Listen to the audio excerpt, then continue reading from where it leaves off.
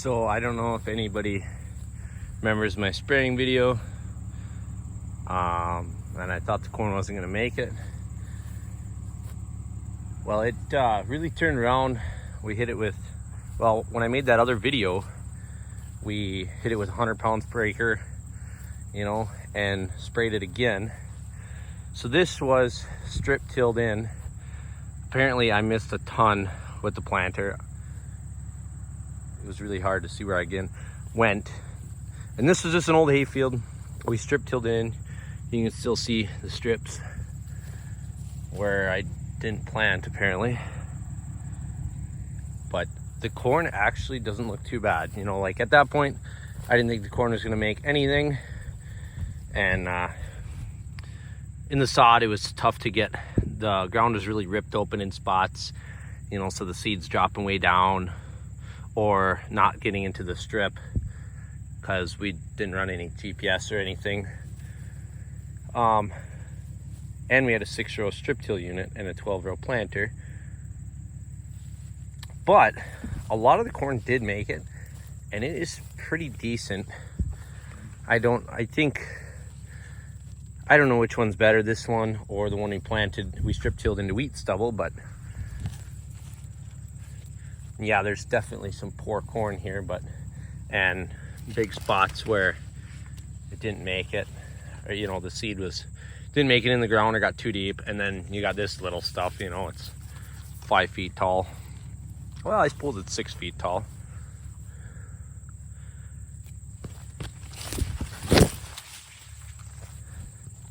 Then I'm not sure what happened here.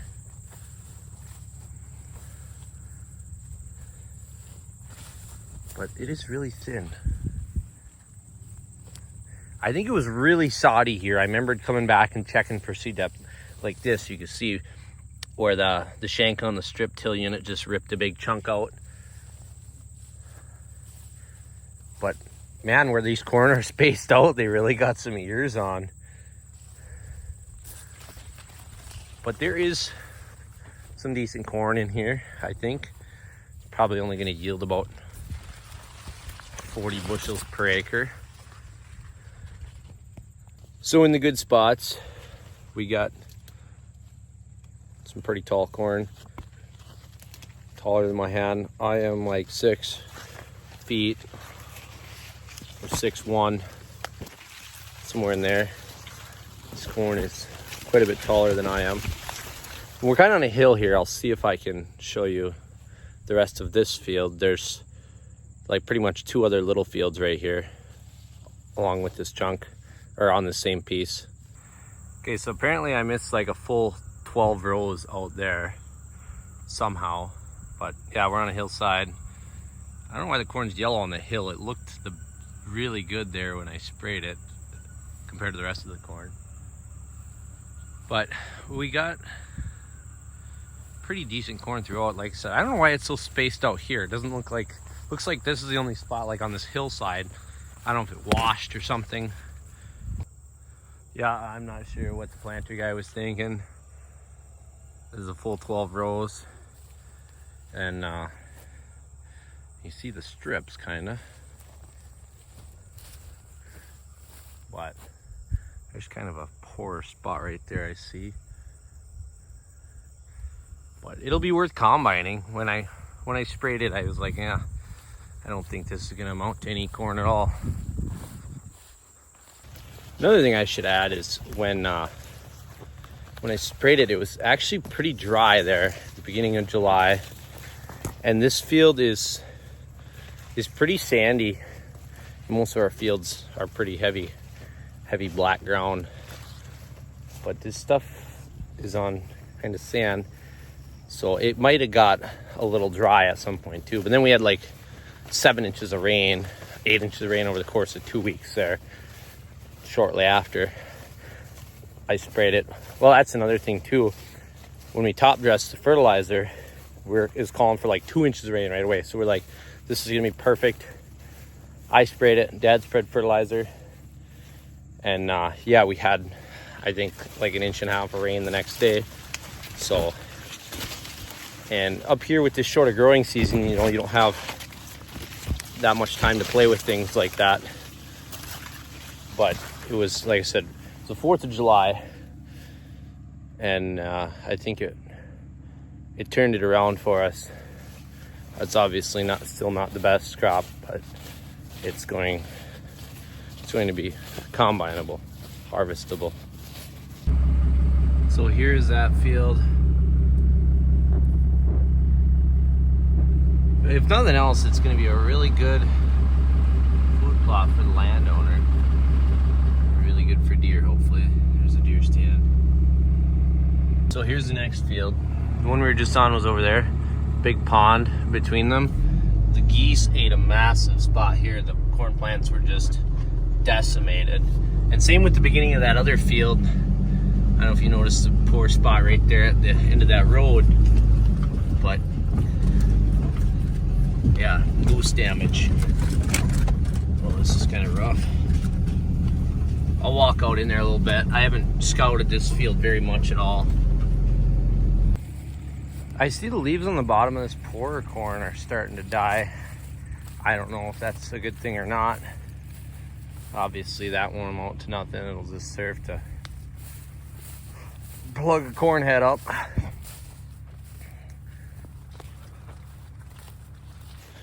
So this is only like our 2nd year growing corn, and last spring it was super wet and we got corn in early, but kind of stayed cold and wet, so we didn't get very good yield on it, but we didn't even know if we could grow corn up here. So this is it's 69-day corn.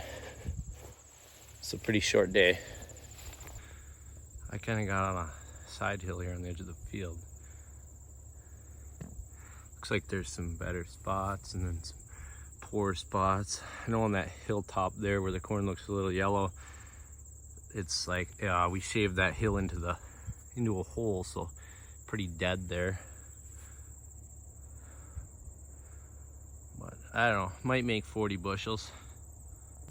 And then, like I said, it's extremely hard to follow strips in a hay field. 6-row strip till unit, 12-row planter, no GPS of any sort. I couldn't tell. It was really hard to tell where I'd been. I know that's a poor excuse, but I think I missed like 1, 2, 3, 4, 5, 6, 7 rows somehow. So that doesn't really help. A little drowned out spot. Water must have sat there and drowned it out.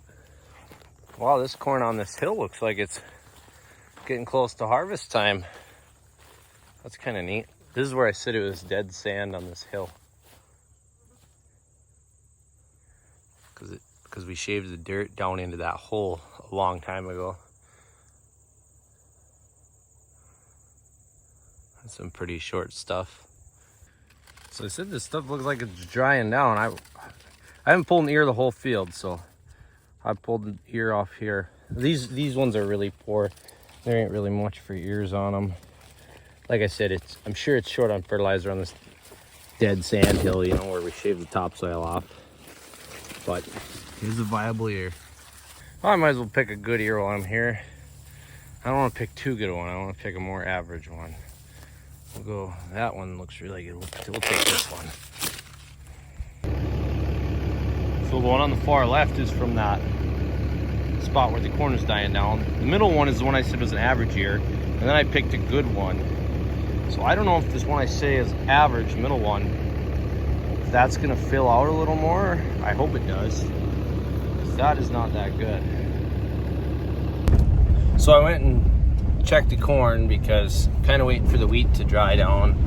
It's been really dry, but today it's kind of humid and no wind. And I started combining wheat the other day, had a bunch of breakdowns, and we got half of it done, moved to a different field, ran out of time. I cut hay down this morning because the dew stays on so long this late in the year. It's August 27th today. It's the sun was out and we had some wind, I probably could have started combining at 11 o'clock, 10:30. It's 1 o'clock now. So we're gonna go check the wheat, see if it's ready to roll. Stuff we harvested the other day, we did it kind of, it was spitting rain a little bit. Again, wasn't a very good drying day. And it was high moisture, but we hauled that in so it isn't sitting in the trailer. And I figured I'd go check the corn, give it a little time to dry off still. Yesterday would have been a good day, but I was working yesterday. Same with the day before. It was hot, sunny, windy. My dad baled some hay, so that was good. It was some of the driest hay we put up all year. So the dry trend's supposed to continue, but I'd like to get this wheat done. Should only take a day unless we have more breakdowns. We had a lot of breakdowns. We had a fuel leak out of the return line. Alternator seized up, wrecked the fan belt. We had a bearing go out on the sieve crank. What else?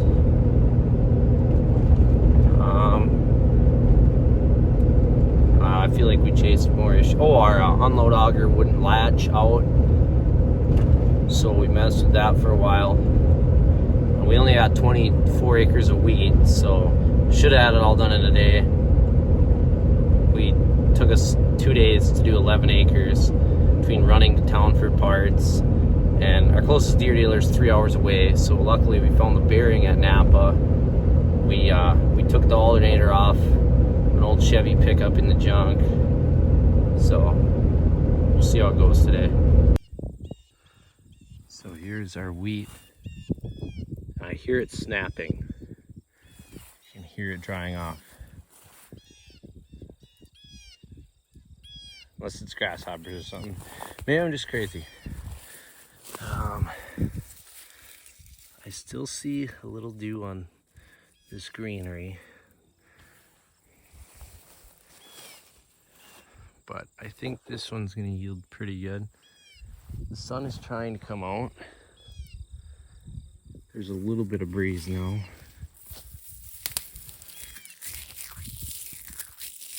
That all seems a little tough.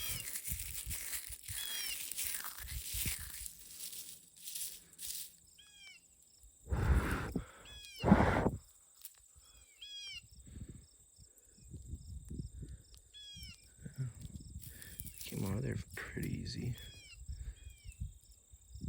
So you see the line here. This was field.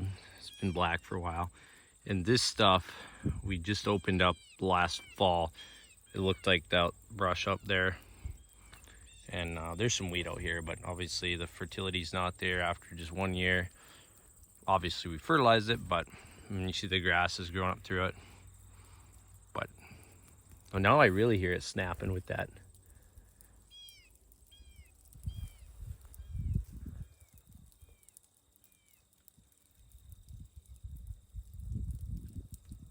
I hope you can hear that on the camera. That's pretty cool. Well, I guess we'll run some and get a moisture, see if it's threshing out. So there's the old beast. That's the harvester. Paid $1,500 for this machine, and it's been pretty good. Obviously, I'd like to upgrade, but maybe after this year. Might as well run it one more year. 7700 hydro. This thing does use a little oil. Oh, it's above the ad. It was right on the ad, it looks like. Should be good for today anyhow. And I should probably change it before we get ready for beans. I really hope this thing starts.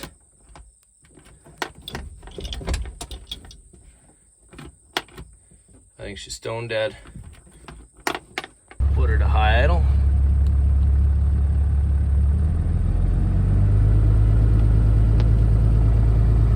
And of course now the sun comes out, combine won't start, and we got a little bit of a breeze. But it's 1:30 and I still see a little bit of dew on my boots in this cut hay field. So I don't think we're losing much time here. All right, fingers crossed. This thing's gonna start. Nope. No, it's cranking over better before. I'm sure it'll start when I'm not filming, but see, this connection was kind of loose. This cable's really bad. We had a beat on this the other day to make connections. Inside this crimp, I'm sure it's getting rusty or corroded. But it acts like the battery's getting fuller because it don't spark quite as much, so. But I did get it to crank a decent amount after I messed with the connection. So the other day, this old Deere has these little rubber return tees, and this one had a big hole in it. So obviously no Deere dealerships around, plus it's a weekend, so got a little vacuum tee or plastic barb tee and made that our return tee. So electric lift pump's on, so the fuel running through there right now. So this thing loves ether, so we're gonna give it a little ether, try and get it to pop right away. You see these old combines for sale on Facebook Marketplace, and they all say fuel delivery issue, will run a little while and then die. Well, we've fought those issues with this before, and that lift pump is barely enough to get fuel from the tank that's way down low up to this engine, which is way up high. And also there's a little settling bulb down there with a screen in it, and that likes to get plugged too. So pretty common fuel issues with these. Okay, moment of truth. It's got some of his favorite flavor ether in there. I hope it starts. Nope. All right, we gotta wiggle that connection again. Should have a run in the next clip. What'd I tell ya? So the reason the battery was dead, the steam alternator was on there, top of pickup, so it has a signal wire. And I forgot to unhook it the other day, so it drains the battery. I swear these pickups get used more for jump starting than anything else. You got two big batteries, one on each side, so it doesn't matter what side of the equipment you're on, but that's the ticket for jump starting. Does my AC work? Yes, it does. I put an AC belt on the other day and charger up, so you need heat more than anything in beans and corn, but wheat, you definitely need AC. And I will combine wheat without AC, and it's not fun. So I'm gonna go up there, easy to get into the field, it's good wheat right away. We'll combine a little bit, and then I'm gonna check for loss, and then do a moisture. Here we go, we're farming now. Got the 15-foot header. Let's see if we're getting any grain in there. All my back window is so dang dirty you can't hardly see it. Coming in pretty hard. I like it. Probably go a little faster. The beast wants to eat.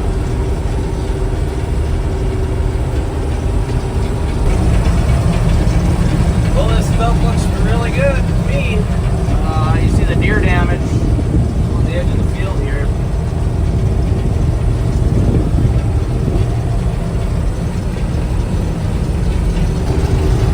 So we made it one round around the field.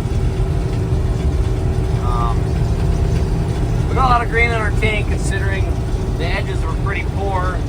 Got low spots, deer damage, goose damage by the pond.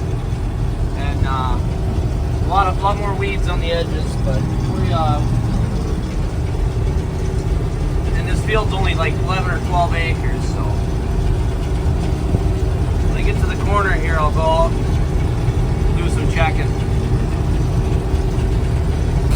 A couple things I noticed: we have way cleaner sample than I did the other day. I suspect it's because it's threshing out easier. And we got a lot of weeds in there because we got a lot of greenery on the edge of the field. But we'll check the moisture.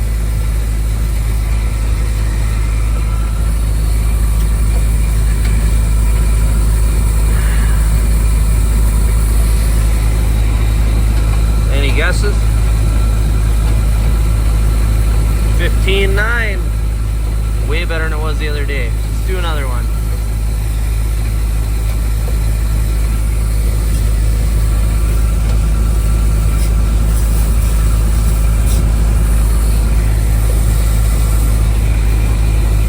Now this outside round is gonna be a lot wetter because it's gonna be in the shade and it's gonna have a lot more greenery in it. 16-0, so that's a little high, but like I said, it's gonna get drier as the day goes on and as we get out in the middle of the field. I think we're okay.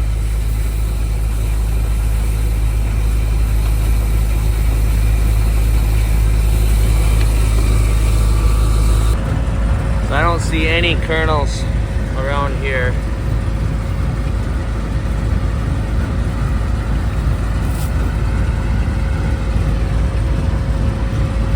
There's one.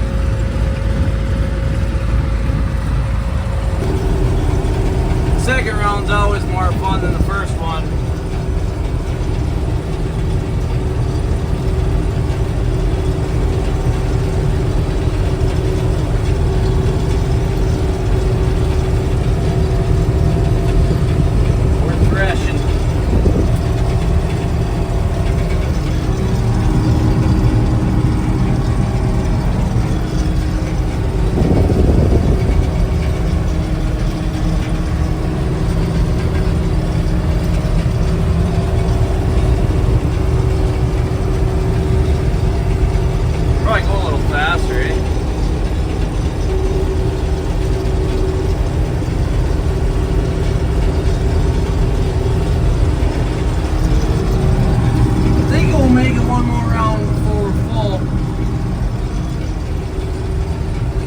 Cool if we didn't. We know we're yielding really good. Now we're getting into some nice clean grain. Here's where our moisture should be pretty good.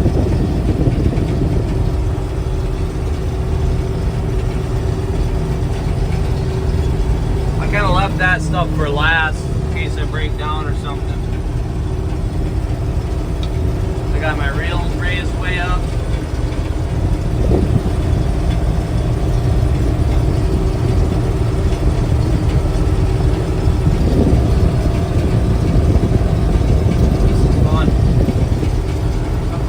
Here.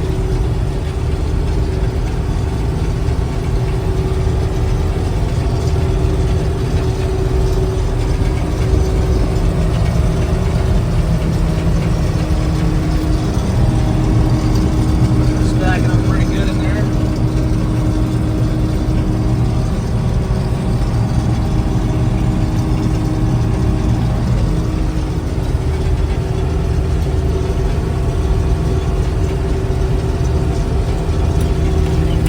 My door likes to swing open.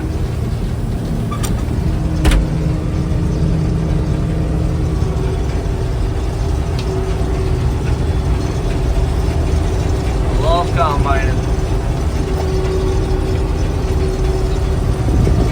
Our crop's flowing good.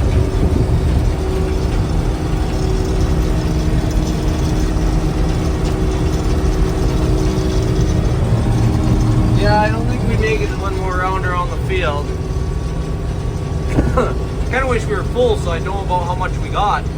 You know, if I know how many bin loads we get, I can figure out a rough yield. So I might just go back and forth or go across the end to give me some more room on the headlands. Until I get a full load anyhow. I'm going to square off this field because it's kind of T-shaped. I think that'll work out pretty good.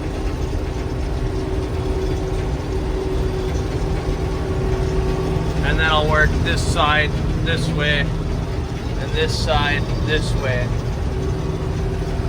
If that makes sense. Probably could have made another round before I was full.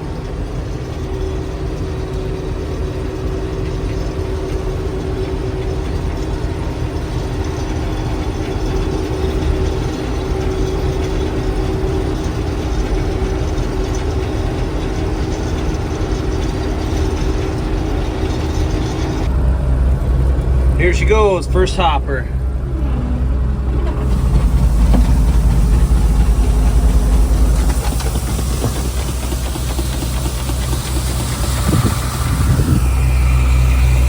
Now we took a pass through the weeds on the way here. We got a lot of green stuff in there.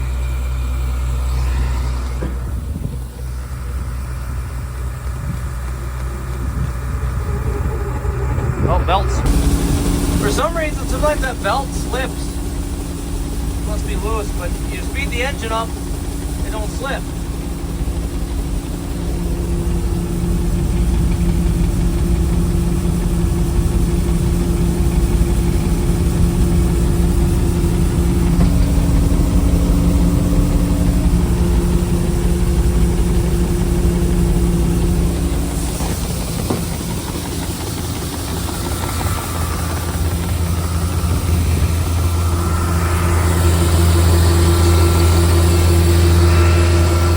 Came back, we took a pass through the real weedy stuff. Like I said, that was the field that we just opened up and threw grain in. And you can see we got some weeds out there, but really it's pretty clean for wheat, for our wheat, I should say. Fun fact, we got a 42-foot trailer, got a tarp given to us. A 38.5 foot tarp was for a 38.5 or a 40-foot trailer, so we had to add that end cap there.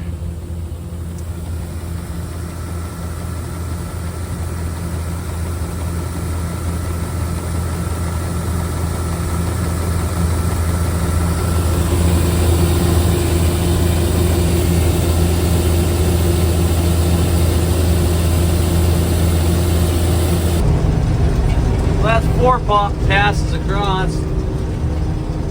That'd be 60 feet. A lot of YouTube farmers take that much in one pass.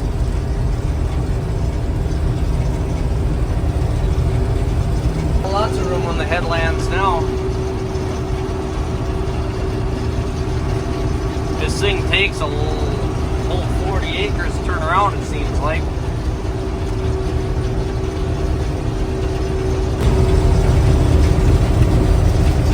Oh, I turned on my imaginary GPS. Made some passes. See how good I am. Pretty good guesser. But turns out I was not a very good guesser because it got too wide for me. Looks like it's gonna rain.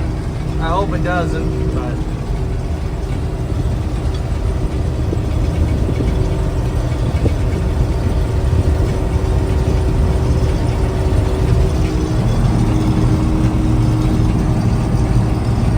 getting full again. Well, we got that piece all done up, and we were very full. A lot more weeds in there than I thought. We got a lot of green stuff in the tank. But, what do you do?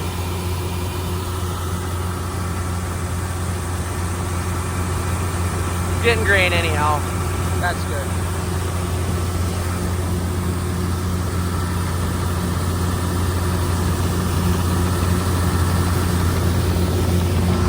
Made another pass through the green stuff, so maybe that's where it's coming from.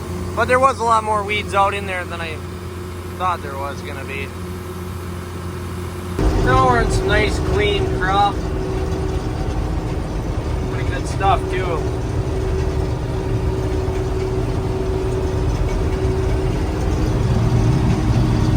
They're pretty good.